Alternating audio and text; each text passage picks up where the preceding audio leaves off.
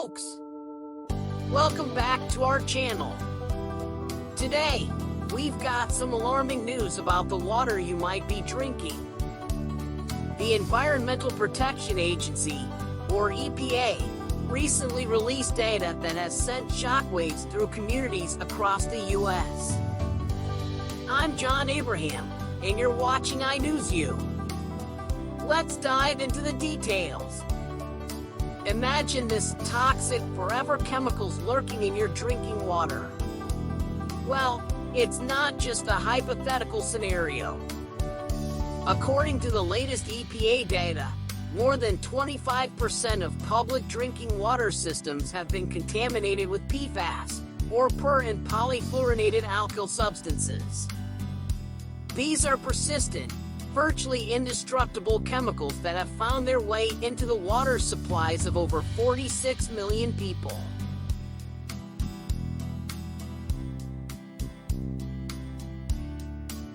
Now, you might wonder, what's the big deal? PFAS exposure has been linked to a laundry list of health issues, including an increased risk of cancer, impacts on the liver, immune and cardiovascular systems, and potential effects on human development. It's a serious concern that demands our attention. Our analysis of the EPA data reveals a startling truth. Out of about 3,200 systems tested so far, 854 showed PFAS concentrations above the EPA's reporting levels.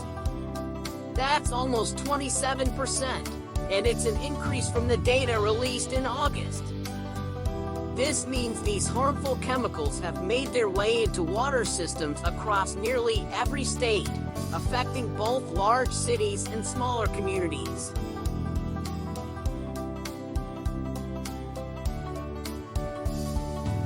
Let's take a closer look at the map provided by Simple App, a water testing company, to see where these pollutants have been detected. One noteworthy addition to the EPA's data is Augusta, Georgia, which detected 6 distinct PFAS contaminants. With a mix of industrial manufacturing, a major military base, and other potential sources, Augusta is emblematic of the widespread nature of this issue. However, assurances from Augusta's Director of Utilities raise questions about the true extent of the risk, especially when many detections surpass the EPA's reporting levels.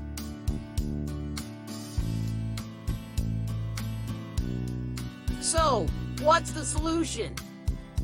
Removing and destroying these forever chemicals is no easy task. The technology needed comes at a high cost, posing a significant barrier for local water systems.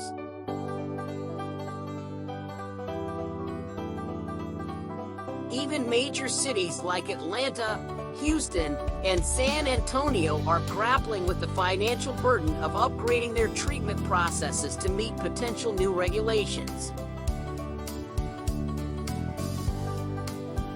Some water providers, like WSSC Water serving Maryland, are taking legal action against companies responsible for PFAS contamination.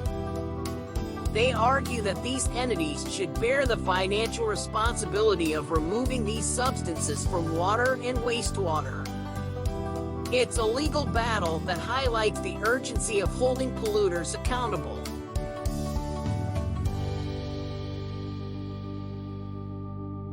However, as we delve deeper, environmental justice concerns emerge.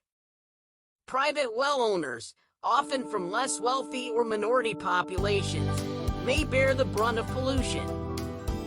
This raises questions about who shoulders the responsibility for contamination and how we ensure fair treatment for all.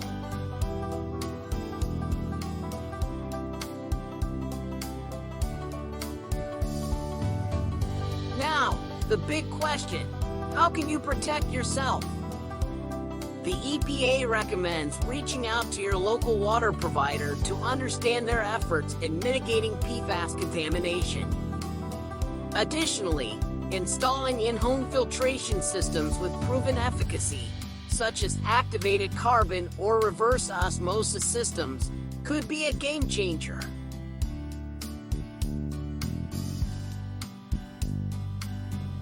But it's not just about water. Your everyday choices matter. Avoid non-stick cookware, opt for water-resistant instead of waterproof clothing, and steer clear of grease-resistant food wrappers and containers. And hey, switching to bottled water might seem like a quick fix, but be cautious.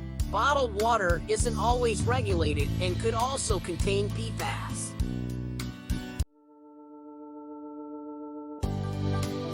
Now that we understand the gravity of the situation, let's talk about public awareness. The lack of enforceable national drinking water standards for PFAS compounds is concerning. The EPA's current monitoring initiative, while comprehensive, is only the tip of the iceberg. The more we test, the more contaminated water systems we're likely to uncover, emphasizing the need for ongoing vigilance and action. Think about it, communities serving millions of people, like Atlanta, Houston, and San Antonio, are grappling with the consequences of PFAS contamination. It's not just a health issue, but an economic challenge. Upgrading treatment processes comes at a substantial cost, and finding a balance between risk assessment and treatment feasibility is crucial for these communities.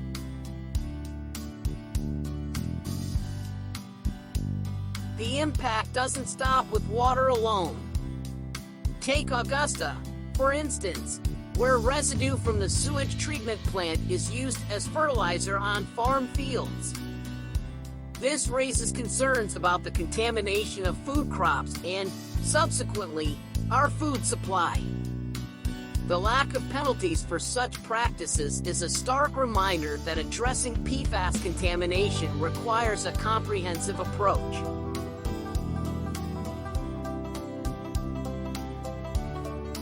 Legal battles, like the one WSSC Water is undertaking against companies like 3M and DuPont, shed light on the complex web of accountability.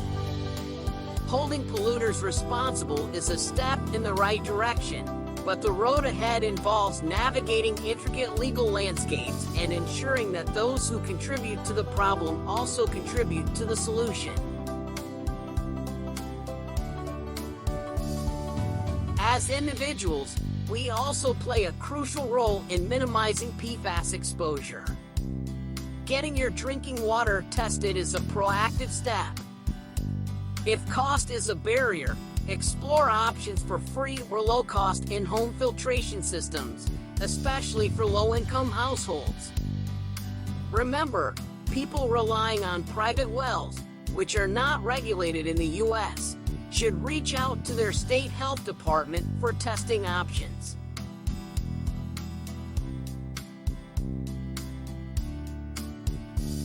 Empowering consumers to make informed choices is pivotal. While avoiding PFAS in products might be challenging due to limited or misleading labeling, supporting companies that have pledged to go PFAS-free is a tangible way to influence change.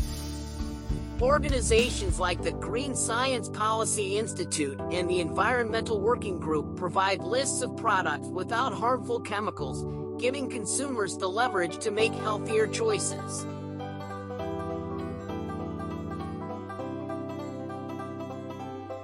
Lastly, the issue of environmental justice cannot be understated. Private well owners, often from marginalized communities, shouldn't bear the burden of pollution.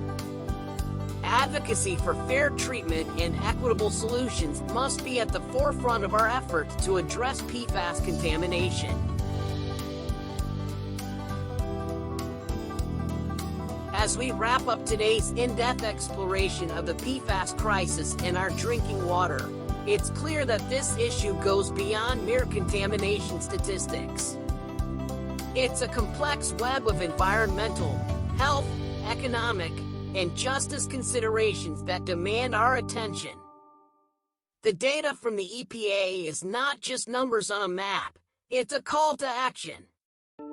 From the smallest communities to major metropolitan areas, the threat of PFAS exposure is widespread.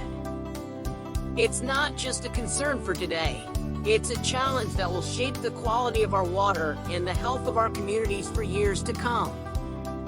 Our journey through this script has highlighted the importance of awareness, accountability, and community action. Legal battles, individual choices, and consumer empowerment all contribute to the multifaceted approach needed to address PFAS contamination. We've seen the challenges faced by water providers, the potential impacts on our food supply, and the pressing need for enforceable standards.